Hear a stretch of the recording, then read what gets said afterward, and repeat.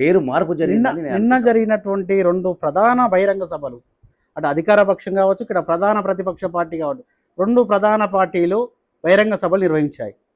జీవన్ రెడ్డి 30-40 ఏళ్ళ సుదీర్ఘంగా కాంగ్రెస్ పార్టీలో పనిచేసి తర్వాత బీఆర్ఎస్ పార్టీలో జాయిన్ కావడం జరిగింది. దానికి ముఖ్యమంత్రి రేవంత్ రెడ్డి గారు కూడా అనేక అభివృద్ధి కార్యక్రమాలు చేసినాం, మేము ఎన్నో పథకాలు అమలు చేసినాము. నిజంగా ప్రజలకు ప్రతి పథకం అందిందా? ప్రధాన కాంగ్రెస్ పార్టీ ఇచ్చినటువంటి పథకం గ్యాస్ 500 గ్యాస్ కావచ్చు, తర్వాత మహిళలకు 2500 కావచ్చు, తర్వాత ఇలాంటివి పథకాలన్నీ కూడా అందినాయి. 70,000 ఉద్యోగాలు ఇచ్చినామని చెప్పేసి నా ముఖ్యమంత్రి రేవంత్ రెడ్డి గారు ప్రధానంగా వీటిని ప్రధాన స్పీచ్లో చెప్పడం జరిగింది. దీనికి మీరు ఏ విధంగా అంటారు? ఈరోజు ఒకటే ఆలోచన మీరు అడిగిరని చెప్తా ఉన్నా నేను.